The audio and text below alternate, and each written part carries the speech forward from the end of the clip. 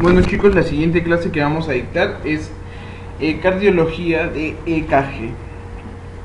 Esta clase es simple, es importante que ustedes la comprendan siempre. El electrocardiograma, ¿no?, es algo que lo van a utilizar en su vida diaria como doctores todo el tiempo. Entonces primero definamos qué es el electrocardiograma o el EKG. Como ustedes saben, el corazón tiene un sistema autónomo, un sistema de conducción, fibras especializadas que producen sus propios estímulos eléctricos. Estos estímulos eléctricos generan energía eléctrica que recorre todo el corazón y hace que éste se contraiga de manera ordenada. Y el EKG lo que hace es que esa energía, ¿no?, esa energía que se produce en el corazón, el EKG la capta. Por medio de electrodos capta la energía y, ¿no?, lo traduce en una serie de ondas o de flexiones en un papel milimetrado. Entonces eso es lo que vamos a ver. El EKG entonces es una representación gráfica de los potenciales eléctricos, de esos estímulos eléctricos que son originados a nivel del sistema de conducción o al nivel del sistema o de las fibras especializadas por el sistema de conducción de nuestro corazoncito.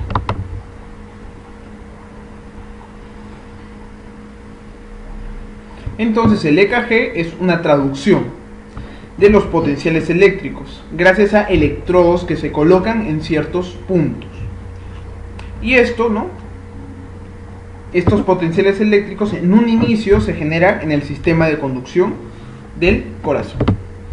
Lo primero que tienen que saber para hablar del EKG es que el corazón, ¿no?, o la activación cardíaca, mejor dicho, la secuencia de activación de nuestro corazón. Cómo es que el corazón se despolariza y activa, y finalmente cómo se repolariza. Nosotros ya sabemos que el nódulo sinoauricular, también conocido como el marcapasos del corazón, es el que genera el primer estímulo.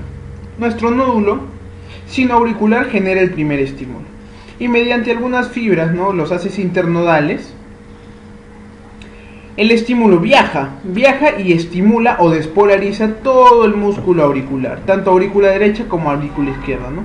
Emites los haces internodales y por medio del haz de Bowman o de Bachmann, ¿no?, llega a la aurícula izquierda y también la despolariza. Esta despolarización de la aurícula tiene un orden. La despolarización de la aurícula, acuérdense, va de arriba hacia abajo y va de derecha a izquierda, ¿ya? Acuérdense de eso, es muy importante. La despolarización auricular tiene un sentido. El estímulo eléctrico va a ir de arriba a abajo, de derecha a izquierda, ¿ya? Y una vez que viaja, ¿no?, viaja, el estímulo llega al nódulo auriculoventricular. Y ustedes se preguntarán, pero ¿por qué no viaja? ¿No? Ustedes ya han llevado las primeras clases del miocardio y saben que el corazón o las células miocárdicas actúan como un sinsitio. Entonces ustedes se preguntarán por qué, si es que son un sinsitio, no se contraen o el estímulo no puede viajar directamente hacia el ventrículo o hacia los ventrículos. Como les había dicho ya en la clase del martes, siempre tiene que haber un freno, algo que no permita que la aurícula se contraiga al mismo tiempo que el ventrículo, porque el ventrículo se tiene que llenar completamente para que haya un buen gasto cardíaco y que haya un buen funcionamiento de nuestro cuerpo. Y el corazón, los tejidos son sabios. Entonces, ¿qué han hecho? A este nivel, ¿no?, a nivel de las válvulas, hay tejido, no tejido muscular, hay tejido fibroso. Un tejido fibroso impermeable a la electricidad o al estímulo eléctrico. Entonces, como está el estímulo, como está el tejido fibroso, este estímulo viaja y no encuentra un camino para llegar al ventrículo. Y el único camino que tiene es el nódulo auriculoventricular. Y como saben, el nódulo auriculoventricular a nivel del sistema de conducción es el punto donde la conducción es mucho más lenta. Gracias o a qué se debe esto, porque el ventrículo tiene que llenarse completamente.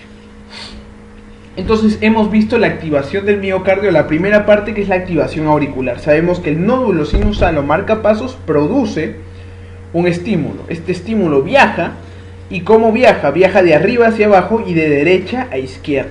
Importante que sepan esto, porque esto les va a servir. Estos vectores son importantes para aprender, ¿no? O para ver por qué en algunas partes del EKG las ondas son positivas o las ondas son negativas. ¿Ya? Luego de que el estímulo llega al nódulo auriculoventricular, hay una pausa, ¿no? Se frena un poco el estímulo, la velocidad se pausa un poco y luego continúa por el haz de His, la rama derecha, la rama izquierda, su fascículo anterior, fascículo posterior y las fibras de Purkinje. Pero tenemos que saber que la activación si bien la activación de la aurícula se da como en una fase, ¿no? Una fase donde el vector viaja de arriba a abajo y de derecha a izquierda, la despolarización del ventrículo fisiológicamente se va a dar en 3 fases. ¿Ya? Pero finalmente, cuando sumas estas 3 fases, el vector para la despolarización del ventrículo es de derecha a izquierda. ¿Ya? Pero ¿cómo va a iniciar? ¿Cómo inicia la despolarización de los ventrículos? Una vez que llegó al nódulo auriculoventricular, el estímulo avanza. Y lo primero que despolariza es el septum o el tabique interventricular. Acuérdense, se da en 3 fases. La primera fase es la despolarización del septum o del tabique interventricular. Y el vector o la activación se da de izquierda a derecha. Segundo punto, la activación parietal o de las paredes libres, también llamada, ¿no? Esta es la activación. Esta activación se produce, es la segunda fase y va a ser de derecha a izquierda. Pero acá hay un punto, ¿no? Realmente lo que pasa es que ambos se despolarizan al mismo tiempo, ambos ventrículos, ambas paredes libres. Pero como el músculo ventricular izquierdo es mucho más grueso y mucho más ancho, mucho más gordo, jala mayor carga para poder despolarizarse. Entonces eso inclina el vector hacia ese lado, haciendo que el vector vaya de derecha a izquierda. Y por último, ¿no? Ya se activaron nuestro septum o nuestro tabique interventricular, ya se activaron las paredes libres. Finalmente se activa la cara diafragmática. La cara diafragmática se activa. Y esta activación es de arriba a abajo. ¿Ya? Se activa la cara diafragmática. Entonces los 3 momentos son activación o despolarización del septum o tabique interventricular, activación de las paredes libres y activación de la cara diafragmática. Una vez que todo esto se activa, el corazón se ha despolarizado y se ha contraído totalmente. Y luego viene la repolarización, ¿no? Hay que llevar a nuestro corazón activado a un estado de relajación. Y eso es lo que se conoce como repolarización. Y la repolarización es en el mismo sentido que la despolarización. ¿Ya, chicos? Antes de hablar de derivaciones, quiero que entiendan bien qué son las derivadas. Ustedes van en su papel de EKG, ¿no? Ustedes tienen un EKG. Y en el EKG ustedes van a ver los trazados, ¿no? Que se hacen. El trazado que se hace. Y van a haber múltiples trazaditos. Y acá va a haber un 1, acá va a haber un 2, acá va a haber un 3. Acá va a decir A, B, R, A, B, F, etc, etc, etc. Total, estos numeritos que ven son las derivadas, ¿ya? Y cada trazo que ves, o sea, cada EKG o cada gráfico que ves es de acuerdo a esta derivada. O sea, si ves el trazado de acá es en función a la derivada 1. Si acá hay otro trazado, este es función a la derivada 2. Si ves otro acá es en función a la derivada 3. ¿Por qué? Las derivadas son distintas perspectivas, son distintos puntos de vista del corazón. Imagínense que este cerebrito que está acá es su corazón. Una derivada, o a qué llamamos derivadas, a una camarita que está en este lado. Entonces si la camarita está en este lado, ve esta parte, esta zona. Pero hay otra camarita en este lado, y esta camarita ve la zona superior. Luego hay otra camarita acá, y esa camarita ve la zona izquierda, por ejemplo. A esas son las derivadas. Las derivadas son múltiples maneras o múltiples formas de ver al corazón, desde distintas perspectivas. Van a haber perspectivas. Y acá vamos. Van a haber derivaciones periféricas, que son derivaciones frontales, también llamadas, o derivaciones precordiales, que son otro tipo. Tenemos derivaciones periféricas o frontales y derivaciones precordiales u horizontales, ¿ya? Y en total estas derivaciones son 12. La más usada es la derivación 2, porque la derivación 2 se supone que esta es la derivada donde el ángulo del corazón está, ¿ya? Acuérdense que el ángulo del corazón mayormente es 60 grados. Como es 60 grados, la derivada 2 también está a 60 grados. Por lo tanto, esta es la derivada que más se utiliza para ver el estado del corazón. Pero nosotros vamos a ver todas las derivadas. Entonces, nosotros vamos a hablar primero de las derivaciones periféricas. Pero lo que tienen que entender también es que ustedes tienen su EKG. Y para hallar el EKG, o para que este aparato logre registrar, ustedes utilizan electrodos. Mayormente utilizan, en el caso de las periféricas, 2 electrodos. Uno va a ser el electrodo positivo y otro va a ser el electrodo negativo. Y lo que va a pasar es lo siguiente: ustedes tienen a su personita,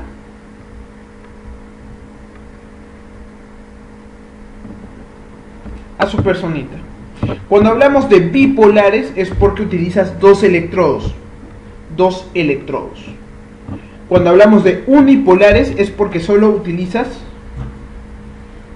un electrodo. Pero en el caso de las derivaciones periféricas, las posiciones donde vamos a colocar los electrodos son las mismas para bipolares y unipolares. ¿A qué me refiero? Va a haber un electrodo en el brazo derecho, va a haber un electrodo en el brazo izquierdo y va a haber un electrodo en la pierna izquierda. Hasta ahí, simple, ¿ya? Va a haber un electrodo. Nos vamos preparando para ver qué son las derivaciones periféricas. Lo primero es colocar los electrodos en el brazo derecho, en el brazo izquierdo y en la pierna izquierda, ¿ya? Entonces las bipolares son bipolares porque utilizan 2 electrodos. Tenemos D1, que es la primera, que va del brazo derecho al brazo izquierdo, en este sentido, ¿no? De derecha a izquierda. Y para donde apunta la flecha, ese va a ser el electrodo positivo.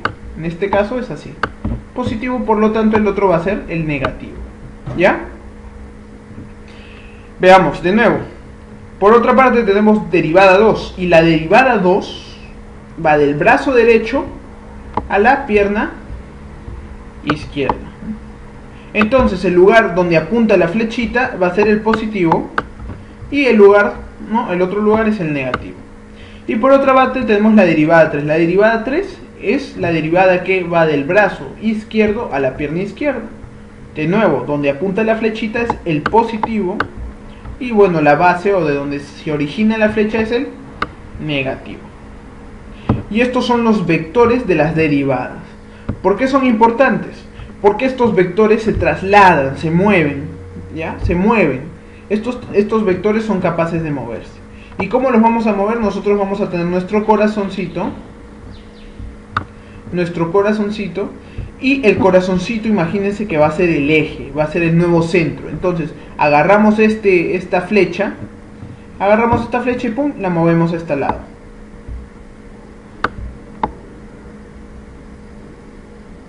Porque de todas maneras va de derecha a izquierda, la movemos hasta este lado.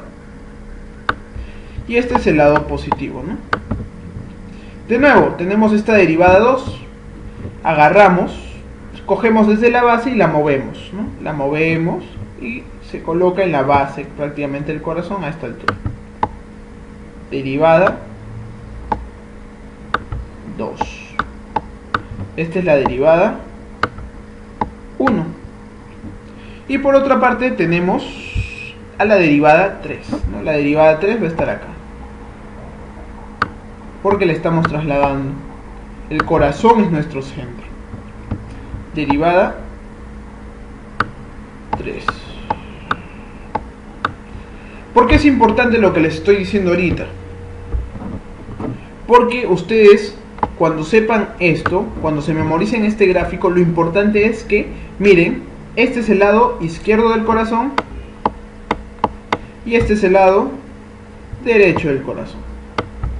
Entonces, la derivada 1 apunta al lado izquierdo, o sale desde el lado izquierdo del corazón. Entonces, cuando nosotros veamos la derivada 1, estamos diciendo que la derivada 1 visualiza o nos va a mostrar cómo es que está en la pared lateral del ventrículo izquierdo. Por otro lado, tanto derivada 2 como derivada 3 nos muestran cómo está la cara o la base diafragmática del corazón, porque salen desde abajo. ¿Ya? Entonces ustedes, una vez que forman su triangulito, este triángulo se llama triángulo de Enthoven también, ya, pero una vez que tienen esto, trasladan los vectores. El vector sale de acá, el vector sale hacia acá y el vectorcito sale hacia acá. Y eso les va a indicar más o menos qué lado del corazón estamos viendo mediante esta derivada. Las bipolares entonces son bipolares porque utilizan electrodos, ¿no? Dos electrodos. El electrodo base, de donde se origina la flecha, va a ser el electrodo negativo. Y el positivo es hacia donde se dirige. Ahora, ¿se acuerdan que yo les había dicho que era importante la despolarización? Aprenderse los vectores de despolarización. ¿Por qué? Porque tú tienes el EKG y en el EKG tienes dos posibilidades. O que tu onda sea positiva, miren, esta es la línea. Tu onda sea positiva o la onda sea negativa. ¿Qué nos va a indicar eso? Justamente el vector de despolarización. Pónganse, antes de entrar les voy a decir, les voy adelantando, la onda P que es la primera onda que se ve en el EKG, la onda P es la despolarización de la aurícula. Entonces la despolarización de la aurícula iba hacia abajo y hacia la derecha, ¿no? Así, de arriba a abajo, de izquierda a derecha. Entonces estas derivadas tienen que relacionarse, ¿no?, de alguna manera a una de estas dos. O tienen que ir hacia abajo o tienen que ir hacia la izquierda, ¿no? Porque va de derecha a izquierda la despolarización auricular. Entonces,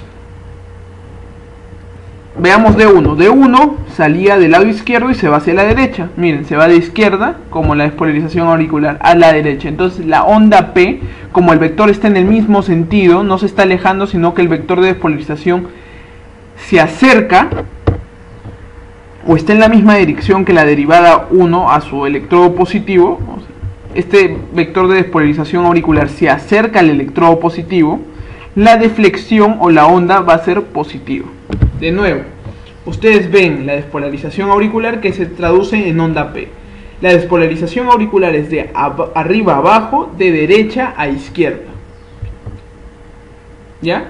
Y entonces, si el vector de despolarización se acerca al electrodo positivo, estamos ante la formación de una onda positiva. Por lo tanto, en D1, como el vector de D1, su electrodo positivo está hacia la izquierda y la despolarización es de derecha a izquierda, o sea, se está acercando al electrodo positivo, la deflexión, la onda, será positiva. Veamos D2. D2 va hacia abajo y se va hacia la izquierda. Por lo tanto, cumple también las condiciones y la deflexión va a ser positiva. Por otro lado, en este caso, ¿no?, D3 se va de izquierda a derecha. Uy, tú dices, uy, no está cumpliendo. Pero tenemos aún otro vector que va de arriba hacia abajo. Y D3 va de arriba hacia abajo. Por lo tanto, sí va a cumplir. Sí va a cumplir. Y como cumple, en D3 también la onda P de despolarización auricular va a ser positiva. ¿Por qué les digo esto? Porque ahora vamos a ver las unipolares. Las unipolares es que solo utiliza un electrodo, sea del brazo derecho, sea del brazo izquierdo, o sea de la pierna izquierda. Y ese electrodo va a ser el punto positivo. Y la base o el origen de la flecha va a ser el corazón. Pero en este caso tómenlo como si todo este corazón, tómenlo como si todo este corazón sea el eje o el centro, ¿no? Entonces el vector está saliendo recién desde acá. ¿Ya? El vector sale desde acá recién. ¿Por qué les digo esto? Porque de esta manera, de manera simple, ustedes se van a dar cuenta que ABF está al centro prácticamente del corazón y B la cara diafragmática. Entonces acá teníamos, si trasladamos todos los vectores, tenemos a D3 y acá tenemos a D2. ¿Quiénes ven la cara diafragmática? D3, D2, D3 y ABF. Por otro lado acá teníamos a D1. ¿Quiénes ven la cara izquierda? D1 o la pared lateral del ventrículo izquierdo, D1 y ABL. Y el único que está solito acá en las periféricas que ve el corazón derecho es ABR. ¿Ya? Pero, ¿por qué les voy a hablar de ABR? Porque ABR es un vectorcito que va así, miren. Este es nuestro corazoncito y este es ABR, ¿no? ABR va de abajo hacia arriba y va de izquierda a derecha. La despolarización auricular era así: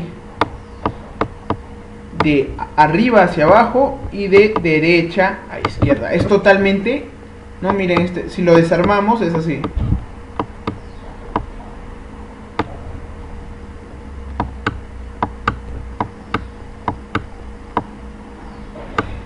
ABR es el único, ¿ya?, que se opone totalmente. Miren, se opone totalmente. Si el vector acá iba de derecha a izquierda, acá va de izquierda a derecha. Y el vector de despolarización auricular iba de arriba hacia abajo, acá va de abajo hacia arriba. Esta es la cuestión. Este es el principal problema en ABR, porque ABR es la única derivación donde la onda P y la onda T son negativas, pero es algo normal, no es patológico, porque onda T negativa es infarto. Pero en este caso, la onda T negativa en ABR es la onda P, diré, onda P y onda T negativas en ABR no son signo de patología, sino es algo normal. ¿Por qué? Solamente la deflexión o la onda P es negativa porque el vector de despolarización se aleja del electrodo positivo de la derivada de ABR. Entonces ABR es la única que ve el corazón derecho de las periféricas y es la única donde hay onda P y onda T negativa, producto de que el vector de despolarización auricular se aleja de este. Y acá tenemos lo que les había enseñado, ¿no? Acá tenemos lo que les había dicho. Igualito, acá ya lo trasladaron, ¿no? Lo trasladaron, ya saben, D3, ABF y D2 ven la cara diafragmática. ABL y D1 ven la pared lateral del ventrículo izquierdo. Y ABR ve el corazón derecho, la aurícula derecha y el ventrículo derecho. Y es la única donde la onda P y la onda T van a ser negativas, ¿no? Y acá esta imagen está bonita porque hasta tiene su plagio. ABR solo el brazo derecho, ABL solo el brazo izquierdo. D1 va a ser de brazo derecho a brazo izquierdo. D2 va a ser de brazo derecho a pierna izquierda. Y D3 es de brazo izquierdo a pierna izquierda, ¿no? Las derivaciones periféricas, aquí está lo que les mencioné, ¿no? Les decía que D1 y ABL veían la pared lateral del ventrículo izquierdo. D2, D3 y ABF la cara diafragmática. Y finalmente ABR es el único en las derivaciones periféricas que ve al ventrículo derecho.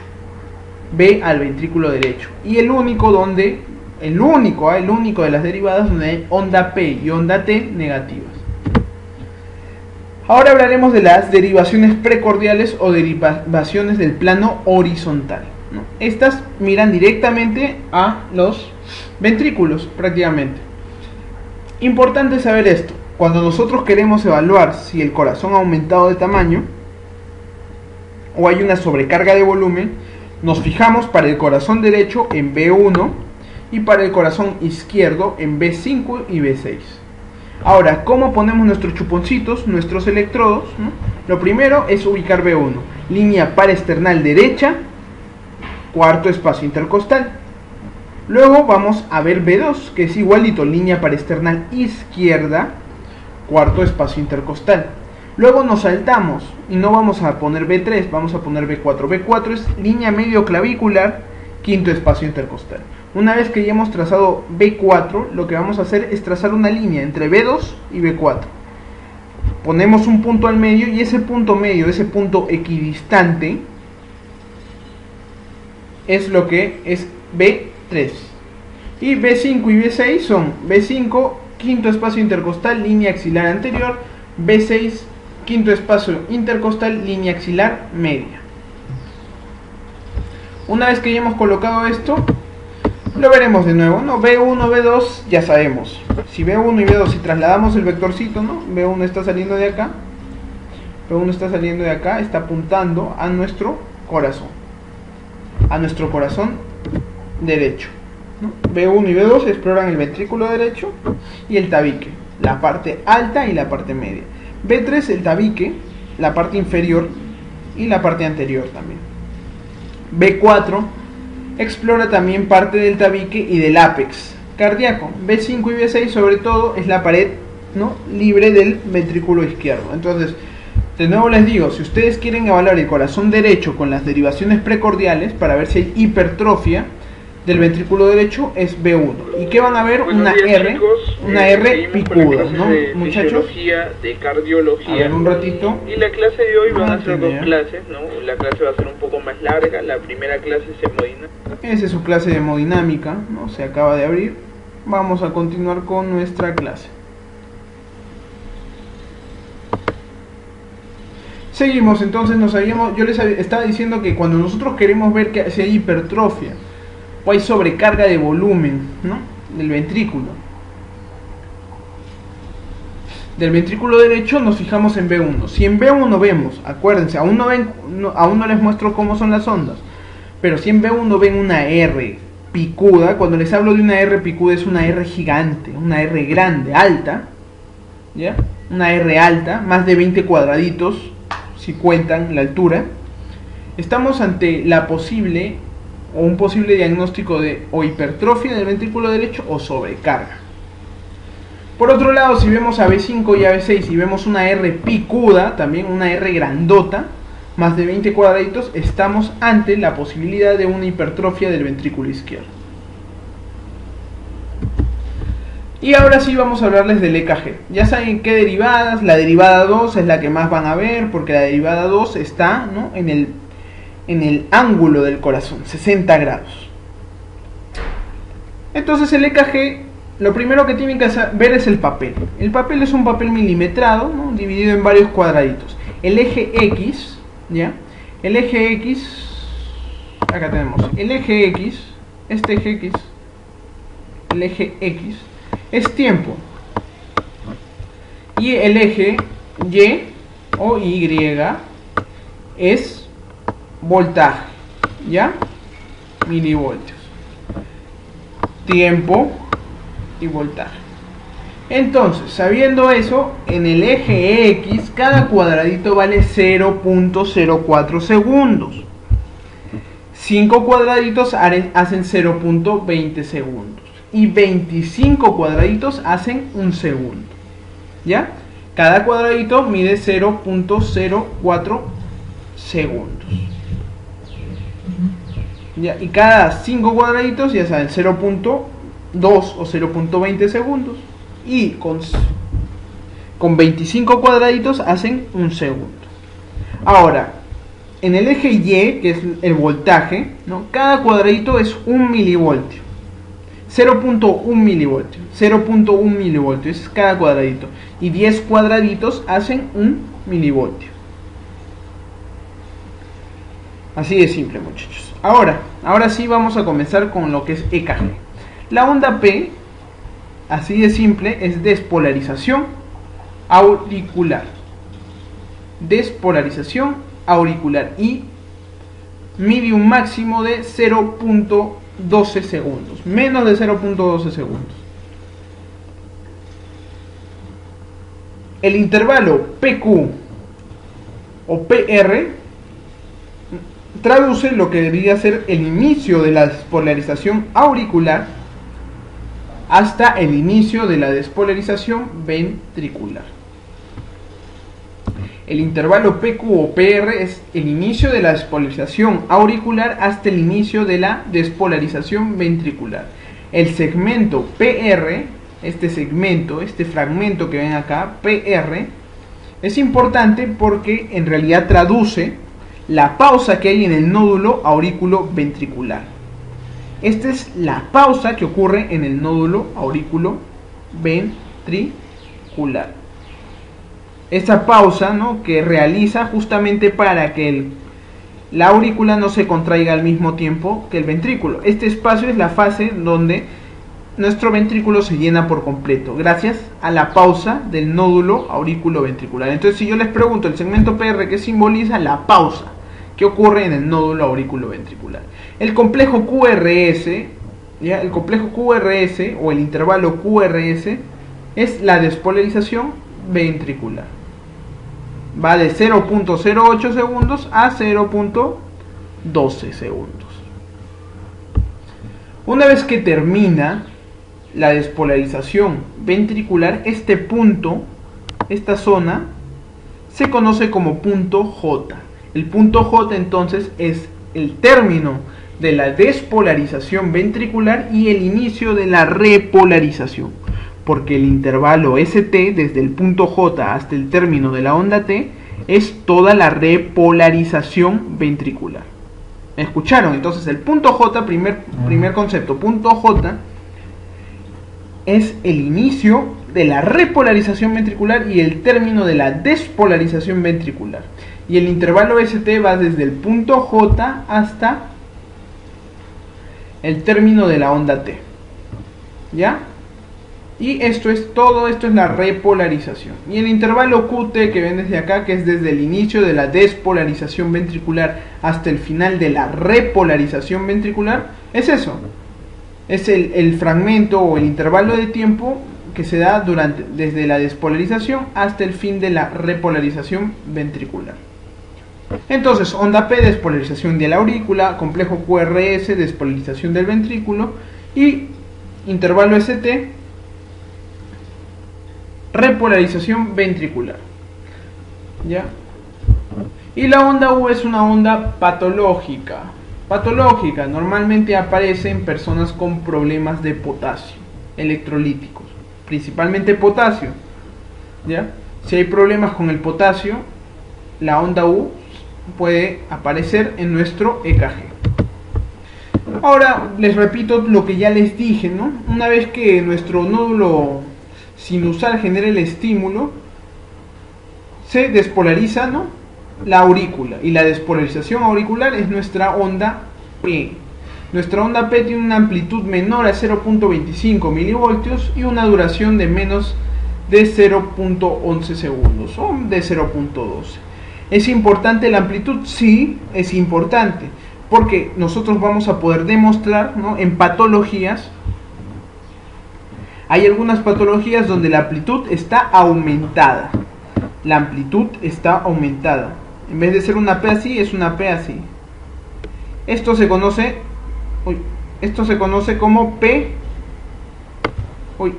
picuda, ¿ya? No me sale muy bien, pero es una P amplia, una P picuda. Y la onda P picuda, acuérdense, es típico de una patología que se llama estenosis tricuspidia. Estenosis de la válvula tricuspidia. Es importante entonces la onda P en amplitud, conocer su amplitud, porque una onda P picuda, una onda P más amplia de lo normal, es sinónimo o traduce una valvulopatía tricuspidia llamada estenosis de la tricuspidia o de la tricúspide.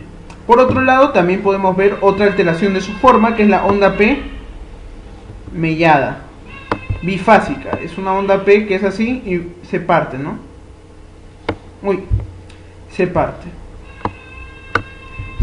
Y esa onda P mellada, esa onda P bifásica, se conoce como onda P mitral y es clásica de la estenosis mitral, de las valvulopatías de la válvula mitral. Tenemos el segmento PR, ya habíamos visto que era ese momento de pausa que se da en el nódulo auriculoventricular.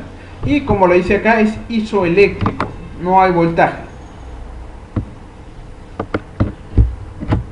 Por otro lado tenemos nuestro intervalo PR. Ya habíamos visto que el intervalo PR, ¿no?, algunos lo mencionan como la conducción del nódulo sinusal al nódulo auriculoventricular. Pero yo prefiero, ¿no?, y mejor es decirle que es el inicio de la despolarización auricular hasta el inicio de la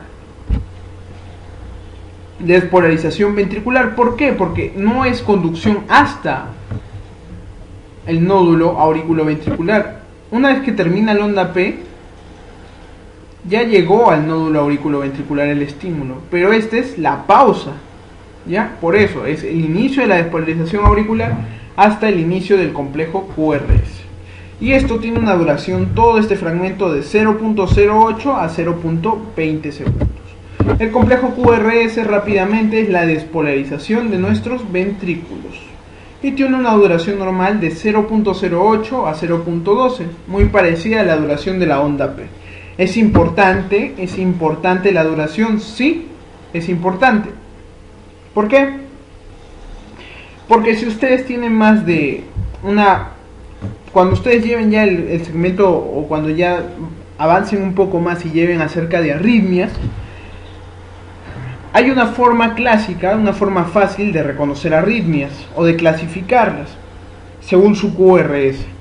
Si el QRS es estrecho, estamos ante una arritmia supraventricular, por arriba del nódulo auriculoventricular. Puede ser nódulo sinusal o algún foco ectópico en la aurícula. Si estamos con un QRS ancho, o sea, más ancho de lo normal, que dura muchísimo más, estamos posiblemente ante una arritmia, un problema del ritmo del nódulo auriculoventricular o de la zona infraventricular, ¿no?, de todo el sistema de conducción que está por debajo del nódulo auriculoventricular. Y esa es la importancia de conocer al complejo QRS. Luego tenemos el segmento ST, ¿no? Ya les había dicho, tenemos el punto J. El punto J es el final de la despolarización ventricular, inicio de la repolarización. Y todo el segmento ST solamente es una parte de la repolarización y dura en promedio 120 milisegundos. La onda T es una parte también de la repolarización ventricular, es asimétrica y, como les había dicho, en ABR es negativa, normalmente, al igual que la onda P. En ABR la onda P es negativa, ¿ya? Y el intervalo ST es toda la repolarización ventricular. Y luego tenemos el intervalo QT, que les había mencionado que era desde el inicio de la despolarización hasta el término de la repolarización ventricular. Ahora hablaremos de lo que es el nódulo sinusal, o diré el ritmo sinusal, ¿ya? El ritmo sinusal. El ritmo sinusal es el ritmo normal de una persona sana. Pero para que nosotros clasifiquemos un EKG, que es lo primero que tenemos que hacer, es ver si el EKG es ritmo sinusal o no. ¿Cómo vemos esto? Lo primero es ver la distancia entre R y R. Este es R, R. Vemos la distancia y la distancia tiene que ser la misma en todos los intervalos o las distancias RR que midamos. Siempre la distancia RR tiene que ser la misma en todas las partes de nuestro EKG, ¿ya? Primero RRs, distancias RRs iguales. Segundo punto, onda P. La onda P siempre tiene que preceder al complejo QRS. Onda P precede a todos los complejos QRS, sea en la derivada que sea, siempre lo precede. Tercer punto, el intervalo o el espacio que hay entre la onda P y el complejo QRS siempre debe ser el mismo. Eso es un ritmo sinusal, ¿ya? Siempre debe ser el mismo. Y cuando nosotros vemos que cumple estas características, estamos ante un ritmo sinusal. Obviamente, si en ABR nosotros vemos una onda P invertida, eso también nos habla de un ritmo sinusal porque es algo normal.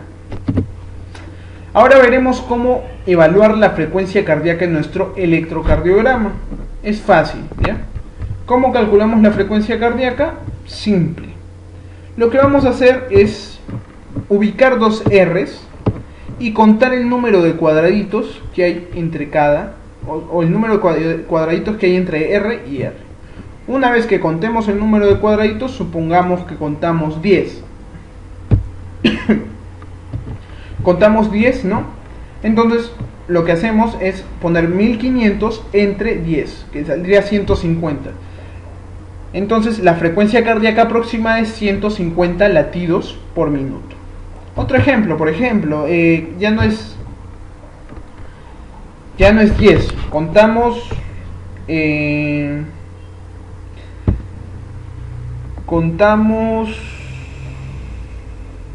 15, por ejemplo.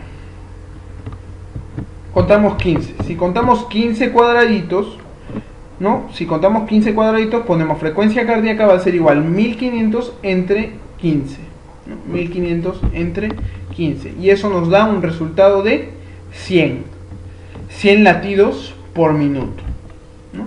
Y así sucesivamente. Nosotros vemos, primero ubicamos RR, ¿no? Los contamos y esa contada nos va a dar un valor de frecuencia cardíaca aproximado.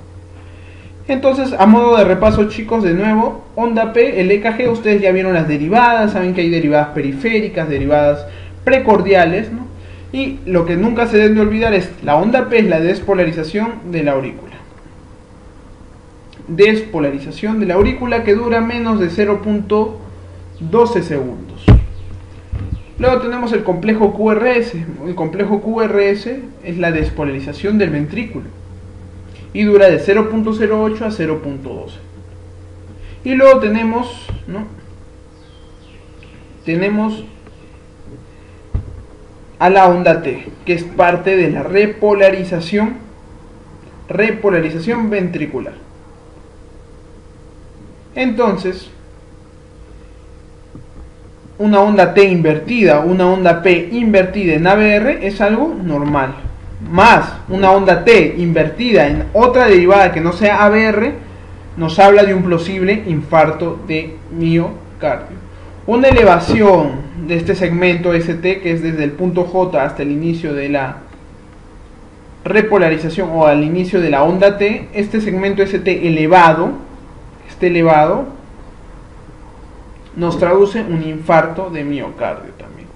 Y una onda Q pronunciada, picuda, que se va hasta abajo, una onda Q pronunciada nos habla también de patología, posiblemente un infarto.